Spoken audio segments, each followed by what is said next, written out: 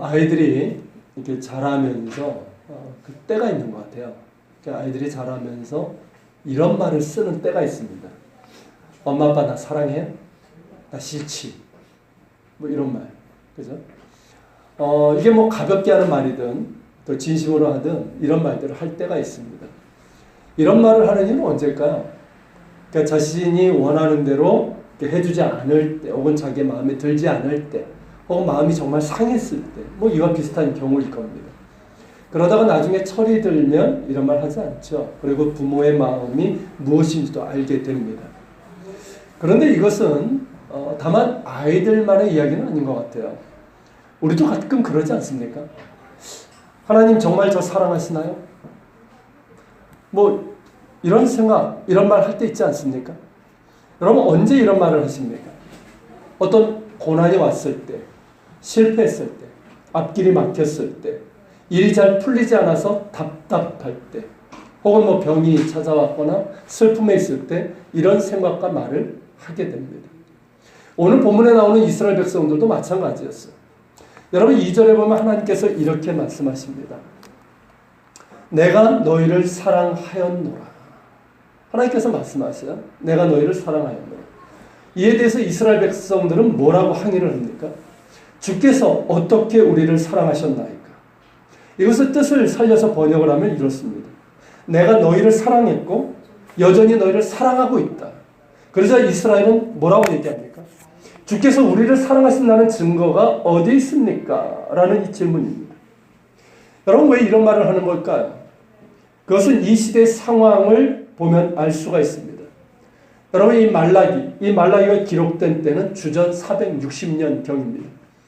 이때 중동 지역의 패권을 잡고 있었던 나라가 페르시아, 성경의 바사로 나오는 페르시아입니다. 그리고 유다는 당시 페르시아 제국의 식민지로 가난하고 소외된 지역에 불과했습니다. 여전히 강대국의 식민지였고 이방 민족의 위협이 늘 있었습니다. 메뚜기와 가뭄이 잦아서 애써 농사 지은 것들도 다 망치기가 일쑤였습니다. 이스라엘 백성들은 생존을 위해서 하루하루 정말 필사적으로 싸워야만 됐습니다. 그들이 보기에는 하나님께서 자신들을 사랑하지 않는다고 생각을 했습니다. 현실을 보면 그랬거든요. 현실을 보면 도무지 하나님께서 자신들을 사랑하신다는 증거가 없다는 겁니다.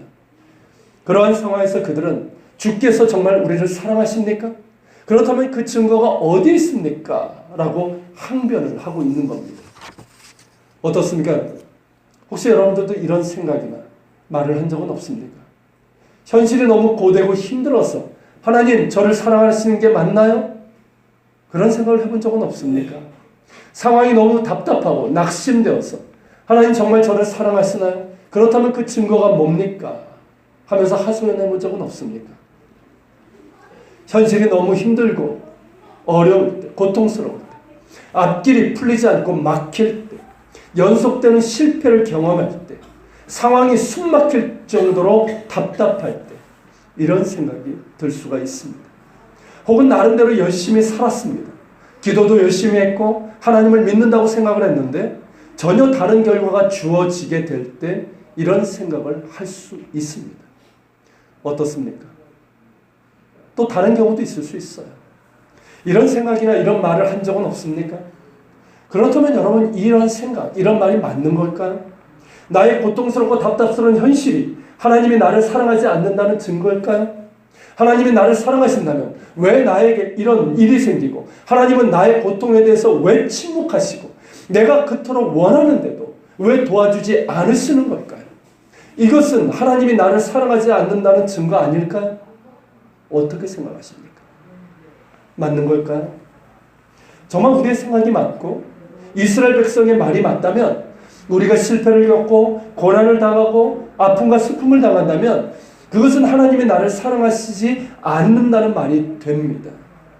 그런데 여러분 우리가 잠시 숨을 크게 쉬고 찬찬히 생각해 보면 그렇게 단정 지을 수 없음을 깨닫게 됩니다.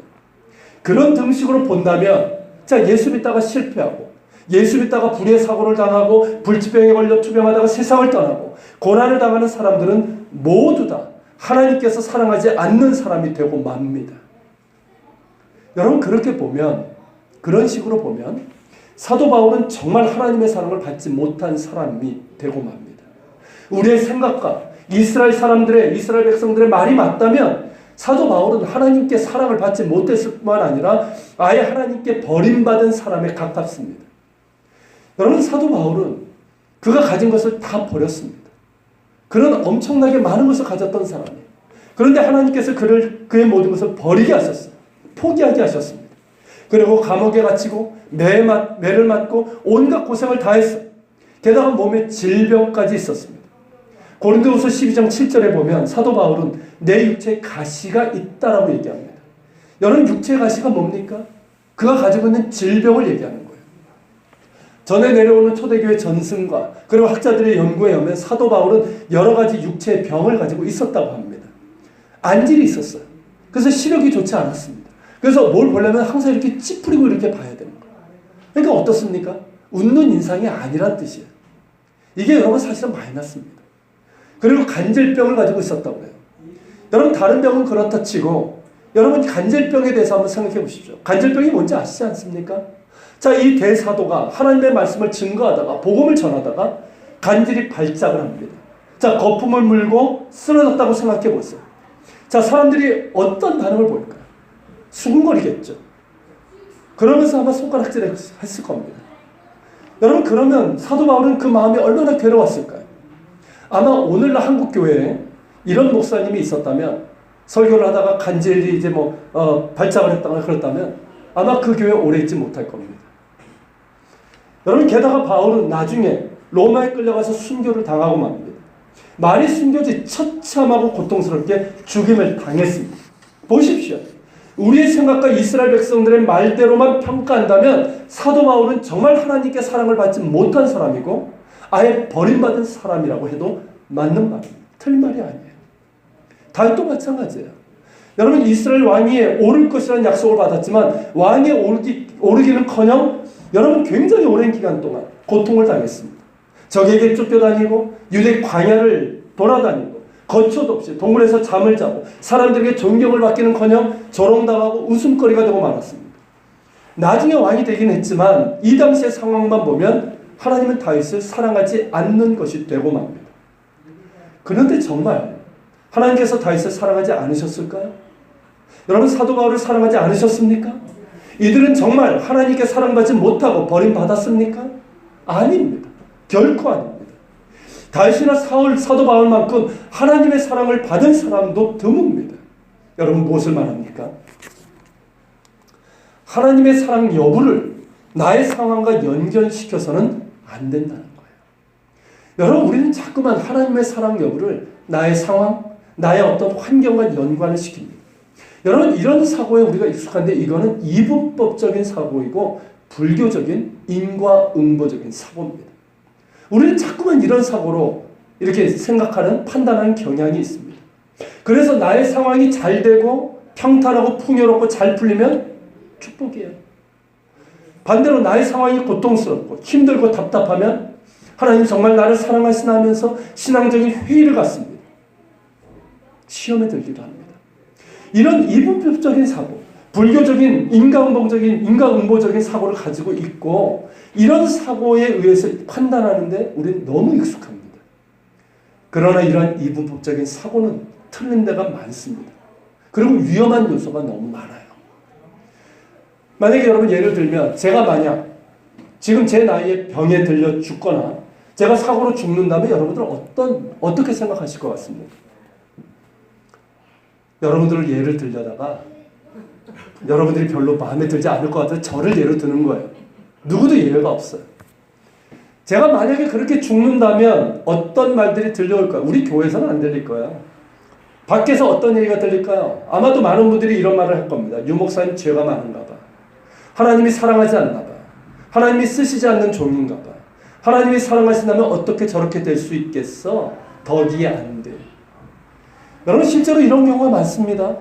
여러분, 목회자나 선교사님들이 불의의 사고나 어떤 병으로 갑자기 돌아가시는 경우가 있습니다. 종종 있어요. 그러면 여러분, 이런 말들이 어디서 들리는지 아십니까? 교회 안에서 들려요. 믿는다고 하는 사람들의 입에서 나옵니다. 그래서 이런 얘기합니다. 우리나라에서는 목사는 아무렇게나 죽으면 안 된답니다. 덕이 안 된대요. 최소한 은퇴하고 죽어야 된답니다. 그러나 여러분 그렇지 않아요. 여러분 오래 건강하게 사는 것이 복인 것은 맞습니다만은 그것만이 복이 아니에요. 설령 여러분 젊은 나이에 혹은 불의의 어떤 사고나 어떤 병으로 죽는다 해도 그렇게 나쁜 것만은 아니에요. 여러분 사람의 입장에서는 그것이 참 안타깝고 슬픈 일이죠. 특히 가족의 입장에서 보면. 근데 여러분 하나님 보실 때는 30, 40을 살든 여러분 7, 80, 90, 100년을 살든 여러분 한치도 할 때는 너무 짧은 순간이에요. 그게 우리 인생이에요. 맞죠? 여러분 오래 살면요. 맡겨주신 일 살다가 오라는 사이인 줄 알고 그리고 아직 좀 덜 됐으니까 더 제대로 예수님 믿고 그리고 신앙생활 잘하고 맡겨주신 일 충성하다가 오라는 사이인 줄 알고 그렇게 살면 되는 거예요. 여러분 조금 일찍 부르시면 하나님께서 야 너에게 맡겨준 일 다 했으니까 와라 빨리 보고 싶다. 빨리 와서 나랑 살자. 여러분 그런 뜻으로 받아들이면 되는 거예요. 여러분 죽음은 누구도 예외 없이 다가오는 숙명이고요. 그리고 내가 하나님께로 가는 방법은 다양할 수 있습니다. 그런 것 가지고 여러분 하나님의 사랑을 판단하지 말아야 되는 거예요. 전에 제가 한국에서 목회할 때 이스라엘 가기 전이죠. 그때 이제 제가 청년들을 지도했는데 그때 우리 두 자매 아버님이 돌아가셨어요. 그때 저뿐만 아니라 우리 청년들이 다 합심해서 간절히 첫 눈물로 기도했습니다. 하지만 하나님께서 그 아버지를 데려가셨어요. 그렇다면 여러분 하나님께서 우리의 기도를 들으시지 않은 걸까요? 하나님께서 우리와 그 자매를 사랑하지 않은 것일까요? 그 아버지를 사랑하지 않은 걸까요? 그렇지 않아요. 여러분 하나님을 사랑하셨습니다. 처음에 쓰러졌을 때 의사들의 판단은 2, 3일에 돌아가니까 준비하라고 그랬어요. 그렇지만 하나님께서 2달 가까이를 연장시켜 주셨습니다. 왜일까요? 제가 장례식장에 가면서 생각해 봤는데 이유가 있던 거예요. 그게 뭐냐면 준비시키기 위한 기간이었습니다. 우선은 가족을 준비시켜 주셨어요. 여러분 만약에 쓰러졌을 때 그때 돌아가셨다면 가족들이 정말 견디기 힘들었을 거예요. 왜냐하면 이 아버지만 있고 어머님이 돌아가셨어요. 이 아버지만 있고 딸만 둘 있는 집안이에요. 여러분 그런 가운데서 만약에 아버지가 2, 3일에 돌아가셨으면 어땠을까요? 굉장히 힘들었을 거예요. 그런데 그 2달의 기간을 통해서 이 가족들이 하나님께 매달리게도 우리도 함께 기도했죠. 정말 눈물로 기도했어요. 그러면서 믿음으로 굳게 서게 됐습니다. 그래서 이 2딸이 얼마나 신앙적으로 성장했는지 몰라요. 그리고 아버지가 돌아가서도 받아들일 수 있는 그런 마음이 된 거예요. 그리고 무엇보다 중요한 것은 아버지 본인의 준비였습니다. 듣기로는 이분이 예전에 교회를 잘 다녔던 분이 아니에요. 그러니까 신앙이 없죠. 그런데 병상에 있으면서 자기의 병이 뭔지 알게 됐어요. 그러면서 하나님을 찾기 시작했습니다. 마음이 가난해졌어요. 하나님을 의지했습니다. 그러면서 하나님께 대한 믿음이 회복이 되었어요. 그러면서 이분이 처음에는 뭐 살려달라는 기도를 했지만 단순히 살려달라는 기도가 아니라 영원하신 하나님 나라를 소망하며 죽음을 담대하게 받아들이는 그런 기도를 하시게 됐어요. 결국 하나님께서는 그 영혼을 사랑하셔서 데려가셨고 여러분 그 전에 천국에 들어갈 준비를 시키신 겁니다.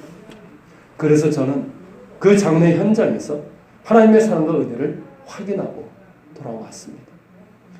사랑하는 여러분, 하나님의 사랑을 쉽게 평가하지 마십시오. 나의 고난과 평탄함을 가지고 하나님의 사랑을 판단하지 마세요. 내가 받은 것의 많고 적음을 가지고 하나님의 사랑을 평가하지 마십시오. 성공과 실패를 가지고 하나님의 사랑을 평가하지 마십시오. 그건 이분법적인 사고이고 불교적인 인과응보의 사고입니다. 그런 사고를 버리세요. 하나님의 사랑은 그렇게 단순하지 않습니다. 나의 상황과 상관없이 초월하는 것이 하나님의 사랑입니다. 할렐루야. 내게 고통이 왔다고 하나님께서 나를 사랑하지 않는다고 생각하지 마시라는 거예요. 내게 실패가 왔다고 나의 앞길이 막힌다고 하나님의 사랑을 의심하지 마십시오. 오히려 나의 그 고통 속에서 하나님의 사랑과 은혜를 경험하는 경우가 훨씬 더 많습니다. 여러분 사도 바울은 많은 고난을 당했고요. 그 질병을 안고 살았습니다. 근데 여러분 그 고난과 질병 때문에 바울은 하나님의 사랑을 더 알게 되었어요. 십자가의 사랑이 무엇인지 알게 되었어요. 질병에서도 마찬가지였어요. 여러분 바울은 이 질병 때문에 하나님께 여러 번 간구했습니다. 내 몸에 가시를 없이 해달라고 정말 고쳐달라고 간절하게 여러 번 기도했습니다. 그런데 하나님께서 그의 기도를 들으시지 않으셨어요. 그러다가 나중에 응답해 주셨죠. 뭐라고 응답하셨습니까? 뭐라고? 내 은혜가 너에게 족하도다. 여러분, 이 응답은 응답입니까? 그 병을 고쳐주신 겁니까? 아니에요. 이거는 뭐냐면 너 그 병 가지고 사는 것이 내 뜻이야. 사실 거절에 가까운 거예요. 근데 여러분, 그래서 바울은 계속해서 간질과 여러 가지 질병을 안고 살아야만 했습니다. 그런데 여러분, 사도 바울은 이 기도에 거절해서 자신이 그토록 괴로웠던 이 질병 때문에 더욱더 큰 하나님의 은혜와 복을 받았습니다. 고린도후서 12장 7절에서 이렇게 고백합니다. 이것을 공동 번역으로 한번 읽어볼까요? 같이 읽겠습니다. 내가 굉장한 계시를 받았다 해서 잔뜩 교만해질까 봐 하나님께서 내 몸에 가시로 찌르는 것 같은 병을 주셨습니다. 그것은 사탄의 하수인으로서 나를 줄곧 괴롭혀 왔습니다. 그래서 나는 교만에 빠지지 않게 되었습니다. 무슨 뜻입니까, 여러분? 사도 바울은 그 질병 때문에 망하지 않았다는 거예요. 잘못되지 않았다는 겁니다. 교만해지지 않았다는 거예요. 사실 여러분, 바울 얼마나 잘난 사람입니까? 많은 것을 갖추고 있었고요. 또 대사도였습니다. 그리고 그가 얘기하는 것처럼 엄청난 계시를 받았어요. 굉장한 계시를 받았어요. 수많은 사람들이 그를 존경하고 따랐습니다. 교만해지기 딱 좋은 사람. 자칫하면 지금 이단의 교주처럼 자기의 경계를 만들거나 주님의 자리를 대신하는 차지하는 죄를 범했을지도 모릅니다. 그런데 그의 질병인 간질 때문에 그는 자신의 연약함을 절감하고 겸손할 수 있었다는 거예요. 교만한 마음이 들었을 거예요, 아마. 그렇지 않았겠습니까? 내가 누군데? 사람들이 무시하면 어떤 생각이 듭니까? 내가 누군데? 근데 여러분, 그런 교만한 마음이 들다가도 간질이 발작하면 내가 아무것도 아니구나. 내가 이토록 연약하구나. 여러분, 놀라운 이적을 행했던 사람이에요. 여러분, 바울이 행했던 이적이 얼마나 많은지 아십니까? 예수님이 행했던 그 이적들을 행했어요. 그런데 자신의 연약함을 깨닫게 되는 거예요. 그래서 나는 아무것도 아님을 고백하면서 다시금 겸손한 마음을 가질 수 있었던 겁니다. 그리고 그는 이러한 자신의 약함 속에서 그리스도의 강함과 능력이 나타나는 것을 알았어요. 자신의 약함을 놓고 기도했을 때 그리스도의 능력이 임했습니다. 그 힘을 가지고 그는 끝까지 충성되게 사역할 수 있었던 거예요. 그렇기 때문에 바울이 뭐라고 고백합니까? 나는 자랑할 텐데 뭘 자랑한다? 내가 가지고 있는 것, 내가 한 것, 내가 강함이 아니라 뭘 자랑한다? 나의 약함을 자랑한다. 나의 약함을 자랑할진데 나의 약함을 통해서 그리스도의 능력이 나타나기 때문이라는 거예요. 그러면서 바울은 더욱더 예수님을 닮은 사람이 되었습니다. 여러분, 많은 사람들이 처음에는 좋았다가 마지막에 안 좋은 경우 많지 않습니까? 근데 바울은 더 예수님을 닮은 사람이 됐어요. 더 예수님을 사랑하는 사람이 됐어요. 예수님의 거룩하심을 드러내는 사람이 됐고 그의 생애 끝까지 표대를 향해서 조금도 흔들림 없이 앞으로 나아갈 수 있게 되었습니다. 보십시오. 하나님께서 사도 바울을 사랑했습니까? 사랑하지 않았습니까? 질문이에요. 여러분, 대답해 보세요. 하나님께서 사도 바울을 사랑했습니까? 사랑하지 않았습니까? 사랑하셨어요. 얼마나 사랑하셨는지 몰라요. 그의 현실과 상관없이, 그의 질병과 상관없이, 그의 고난과 상관없이 하나님은 그를 사랑하셨습니다. 사도 바울은 이 사실을 그의 서신서에서 거듭거듭 고백하고 있는 거예요. 여러분, 욥도 마찬가지입니다. 욥이 고난을 당했을 때 욥의 세 친구가 그랬죠. 나름대로 위로한다고 한 말이 뭡니까? 고난은 범죄의 결과다. 너희 죄값이다, 이 뜻이에요. 그러니까 내 죄값 달게 받아라. 욥도 처음에는 잘 견뎌냈지만 나중에 어땠습니까? 고통이 심하니까 하나님을 원망하기 시작했어요. 그래서 실제로 원망하는 생각을 많이 했어요. 그런데 욥이 나중에 고난을 통해서 엄청난 하나님의 은혜를 받게 되죠. 그러게 욥기 마지막에서 뭐라고 고백합니까? 이전에는 내가 귀로만 하나님을 듣더니 이제는 눈으로 내가 하나님을 봅니다. 이 고백을 하는 거예요. 여러분, 고난이 오히려 하나님의 사랑인 경우가 많습니다. 고난 그 자체는 여러 가지 이유로 내게 올 수 있어요. 그러나 중요한 것은 그 고난의 현장에 하나님께서 함께 하신다는 것이고 그 고난과 상관없이 하나님은 나를 사랑하신다는 겁니다. 믿습니까? 때로는 여러분, 그 고난 가운데 하나님이 숨어 있다고 느껴질 때가 있어요. 느껴지지 않아요. 하나님이 침묵하신다고 여겨지는 그때가 있단 말이죠. 여러분 그런다 할지라도 하나님은 여전히 나를 사랑하시고 나와 함께 하십니다. 다만 내가 깨닫지 못하는 거예요. 내가 깨닫지 못하는 거예요. 혹은 내 영이 어두워서 깨닫지 못하는 경우도 있고 내가 너무 힘든 가운데 그런 경우도 있어요. 그렇기 때문에 여러분 당장의 현실에 따라 하나님의 사랑을 평가하지 말아야 됩니다. 여러분 믿음이 뭔지 아십니까? 여러분 믿음이 뭐라고 생각하세요? 믿음이 뭡니까? 믿음은 하나님을 아는 거예요. 이게 믿음이에요. 여러분 교회를 다닌다고 믿음이 아니에요. 믿음은 하나님을 아는 겁니다. 하나님을 아는데 하나님의 무엇을? 하나님의 사랑을 아는 게 믿음이에요. 자, 믿음이 성장했다. 뭘 뜻합니까? 하나님의 사랑을 알아가는 것이 커지고 깊어졌다는 거예요. 그게 믿음의 성장이에요. 믿음의 깊이에요. 여러분 그래서 믿음이 성숙하면 고난 가운데서도 실패 가운데서도 하나님의 사랑을 깨닫고 감사하고 찬송할 수 있고 감사할 수 있는 거예요. 그 속에 담겨져 있는 하나님의 은혜와 사랑을 볼 줄 아는 거예요. 그렇기 때문에 우리는 무엇보다 하나님을 아는 데 힘써야 됩니다. 할렐루야. 하나님의 사랑을 아는 데 힘써야 돼요. 바울이 얘기한 것처럼 그리스도의 사랑의 그 깊이와 높이와 길이와 너비를 아는 것을 사모해야 됩니다. 우선은 머리로 아는 것이 중요합니다. 여러분 열심히 하나님을 아는 지식을 배우십시오. 여러분 왜 이렇게 요즘 신천지가 문제가 되고 있죠? 한 해 2만 명이 넘는 사람들이 신천지로 넘어갑니다. 거기에는 교회 안 다니는 사람들이 아니에요. 교회 다니는 사람들이 많습니다. 왜일까요? 하나님을 아는 지식이 없어서 그래요. 교회만 다녀요. 하나님을 아는 지식을 사모하지 않아요. 배우질 않아요. 여러분 하나님을 아는 지식을 사모하십시오. 말씀을 기울여 들어야 돼요. 성경을 연구하는 자리에 계십시오. 그게 가장 중요한 거예요. 딴 거를 그만두더라도 성경을 연구하는 자리에 계세요. 하나님의 말씀 여러분 많이 묵상하십시오. 그래서 하나님을 바르게 아는 지식을 여러분들이 키워나가야 돼요. 거기에서 바른 믿음이 주어지는 겁니다. 그리고 더 중요한 것은 그 머리에 있는 지식이 가슴으로 내려와야 돼요. 그냥 머리로만 하는 차가운 지식이 아니라 정말 내 온 마음으로 뜨겁게 하나님을 믿고 사랑하는 지식이 되어야 합니다. 성령님께 기도하십시오. 그 말씀을 가슴에 품고 기도하시고 감사함으로 순종해 보세요.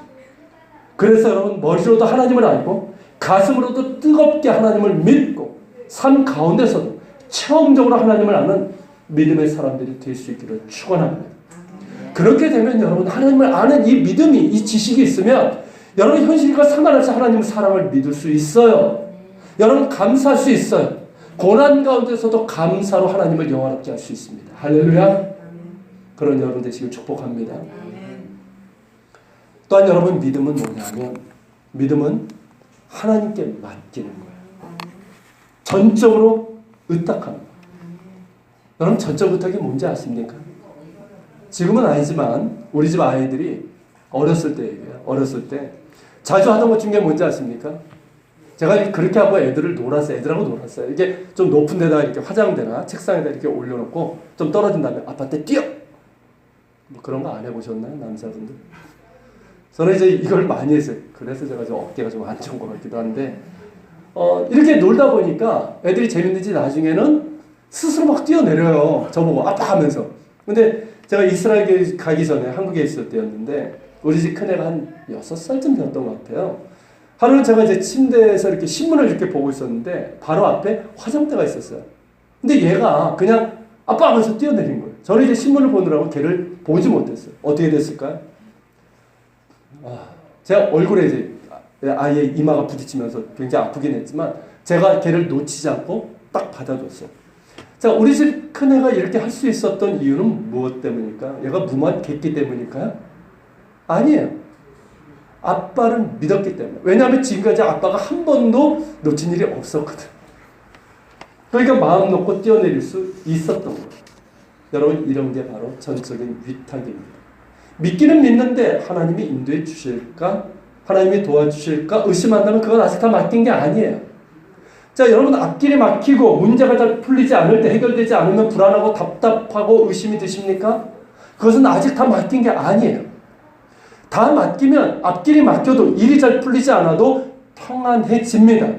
전혀 마음이 힘들지 않은 건 아니에요. 그때 당시는 좀 힘들 수 있어요. 염려 들 수 있어요. 낙심할 수 있어요. 그렇지만 그러다가도 다시 평안을 찾습니다. 왜일까요? 왜일까요? 다 맡겼기 때문에. 하나님께서 내 인생의 길을 인도하실 것을 믿기 때문입니다. 이런 전적인 위탁이 있으면 당장은 낙심될 수 있지만 금방 안정을 찾고 평안을 찾을 수 있는 거예요. 감사할 수 있는 거예요. 여러분 베드로전서 5장 7절에서 이렇게 말씀합니다. 같이 읽겠습니다. 너희 염려를 다 주께 맡겨버리라. 이는 저가 너희를 권고하십니다. 자, 이것을 현대어 번역, 공동 번역을 한번 읽어볼까요? 여러분의 온갖 근심 걱정을 송두리째 하나님께 맡기십시오. 하나님께서는 언제나 여러분들을 돌보십니다. 자, 우리의 삶과 삶의 모든 문제를 주님께 송두리째 다 맡기라는 거예요. 송두리째. 요만큼만 맡기고 요만큼은 딴 데. 이건 두 마음을 품은 거예요. 두 마음을 품은 자는 흔들릴 수밖에 없어요. 그런 사람에게 평안이 있지 않습니다. 온전히 맡기는 거예요. 하나님께 온전히 맡기는 거예요. 이게 전적인 위탁이에요. 여러분, 이것이 믿음이에요. 아십니까? 여러분, 다 맡기면 평안이 오고 여유가 생기는 거예요. 그러면 앞길이 막혀도 실패해도 상황이 힘들고 고통스러워도 하나님의 사랑 의심하지 않아요. 주의 선하심과 인자심이 무관심으로 감사할 수 있습니다. 여러분, 다윗을 보십시오. 여러분, 다윗이 왜 믿음의 사람입니까? 왜 그를 하나님의 마음에 합한 사람이라고 했습니까? 여러분, 광야에서 적에게 쫓겨다닐 때, 춥고 습한 동굴에 지낼 때 사람들이 뭐라고 얘기했습니까? 그를? 하나님이 너를 버렸다고 그랬어요. 조롱했어요. 하나님이 너를 사랑하지 않는다고 그렇게 얘기를 했어요. 여러분, 그러면서 그가 흔들렸어요. 다윗이 흔들렸어요. 마음이 힘들었어요. 그런 얘기 한번 들어보세요. 어떤지. 그런 상황이 있으면. 우리가 똑같이 흔들렸어요. 그래서 하나님께 울부짖었죠. 여러분, 그게 시편에 있지 않습니까? 시편에 있단 말이죠. 그런데 다윗은 그 가운데서 누구를 바라봤습니까? 하나님을 바라봤어요. 이게 믿음이에요. 하나님을 바라봤어요. 그리고 하나님을 알아갔어요. 평탄할 때 알지 못했던 하나님을 알아갔어요. 하나님의 사랑이 뭔지, 하나님의 선하심과 인자심이 무엇인지를 알게 되었어요. 그래서 하나님을 더욱더 믿게 됐어요. 자신의 모든 것을 다 맡겼습니다. 전적인 의탁이에요. 그게 여러분 어디서 나옵니까? 시편 23편이에요. 여호와는 나의 목자시니 내게 부족함이 없으리로다. 왜 부족함이 없어요? 우리가 지난 시간에 본 것처럼 부족함 투성이죠. 근데 하나님을 온전히 신뢰하니까 어때요? 전적으로 위탁하니까 부족함이 없는 거예요. 하나님께서 나를 사랑하시고 내가 지금 사망의 음침한 골짜기를 다니는 그 상황에도 함께 하심을 믿기 때문입니다. 할렐루야. 이 믿음이 있기 때문에 하나님께서 내 마음에 합한 사람이라 인정을 해주신 거예요. 여러분, 우리 교우들 가운데도 그렇고 제가 아는 분들 가운데서도 힘든 분들이 참 많은 것 같아요. 청년들의 경우는 요즘 삼포시대 이러면서 진로 때문에 고민하고 취업으로 인해서 어려움을 겪기도 합니다. 자, 어른들은 어떻습니까? 장년층들은 나름대로 열심히 살아가는데 일이 잘 안 풀리는 경우가 많습니다. 자, 재정적으로 어렵습니다. 가정에 문제가 있습니다. 자녀의 문제, 부부간의 문제, 관계의 문제, 건강의 문제, 이런 많은 문제들로 힘들어하는 분들이 많습니다. 저는 그런 분들을 위해서 기도합니다. 하나님께서 그 길을 열어주시길 기도합니다. 그 문제들을 해결해 주시기를 기도합니다. 그리고 더불어서 당장의 현실 때문에 하나님의 사랑을 의심하지 않기를 무엇보다 기도합니다. 감사하는 자가 되게 해주시고 또한 멀리 볼 수 있는 눈을 주시라고 그렇게 기도합니다. 여러분, 우리 하나님은 멀리 보시는 분이십니다. 할렐루야. 우리는 자꾸만 어디를 봅니까? 우리의 눈은 멀리 보지 못합니다. 자꾸 눈앞에 있는 것에 집중하는 경향이 있습니다. 그러나 하나님은 우리의 인생의 그림을 그리시면서 멀리 보시는 하나님이에요. 여러분, 오늘 본문에 나오는 말씀이 그거예요. 하나님께서는 야곱과 에서를 예를 들고 계시는데 이스라엘 백성들의 불만은 뭡니까? 왜 우리는 이렇게 고생을 하고 반대로 에서의 후손들은 득세를 하고 떵떵거리며 사느냐 하는 것이에요. 여러분, 실제로 어떤지 아십니까? 역사를 보면 자, 남유다가 바벨론에서 멸망당했을 때 에서의 후손들은 이스라엘 백성들을 도운 것이 아니라 어떻게 했습니까? 분명히 형제잖아요. 도운 것이 아니라 어떻게 했습니까? 오히려 그들의 멸망을 바라고 그들에게 피했을 때 그 피한 자들을 잡아가지고 바벨론은 넘겼어요. 그 위에 유다의 남쪽 지역을 에서의 자손들이 장악을 했습니다. 바벨론 포로에 돌아온 이후에는 어땠습니까? 계속적으로 적대적이고 그들에게 유대인들에게 많은 괴롭힘을 주었어요. 어찌 보면 이스라엘 백성의 이런 불만이 타당성이 있습니다. 그러나 역사적인 흐름을 보면 야곱의 후손인 이스라엘은 그 민족이 보존됐습니다. 그리고 1948년 나라가 회복되었습니다. 반면에 여러분 에서의 후손들은 어떻게 됐습니까? 지금 중동 지역에 가도 그들이 살았던 요르단 지역에 가도요. 에서의 자손들은 아무도 없습니다. 역사에서 사라지고 말았어요. 여러분 멀리 볼 줄 알아야 됩니다. 하나님께서 우리를 인도하시는 궁극적인 길은 생명의 길이고 축복의 길입니다. 믿습니까? 멀리 볼 줄 알아야 됩니다. 이게 믿음이에요. 우리는 앞길과 더불어서 형통이라는 말을 합니다. 형통케 해달라고 기도도 하시죠. 그냥 형통도 어떤 형통? 만사 형통. 굉장히 좋아하죠. 근데 여러분 형통에는 조건이 있어요. 그냥 되는 게 아니에요. 여러분 형통하길 원하십니까? 여러분들 길이 정말 열리길 원하세요? 조건이 있어요. 그게 뭔지 아십니까? 바로 믿음과 순종. 여러분 믿음은 앞서 말씀드렸어요. 그리고 순종이 왜 형통의 조건이 되는지 아십니까? 이 순종은 믿음과 더불어서 우리가 하나님의 응답을 받을 만한 자격, 준비가 되게 해주는 거예요. 또 우리 집 아이의 예를 들어서 죄송한데 아이들이 보통 자라면서 이 좋아하는 장난감이 달라지는 건 아시죠? 역시 이제 이스라엘 가기 전 한국에 있을 때였는데 우리 집 큰 아이가 그런 경우였어요.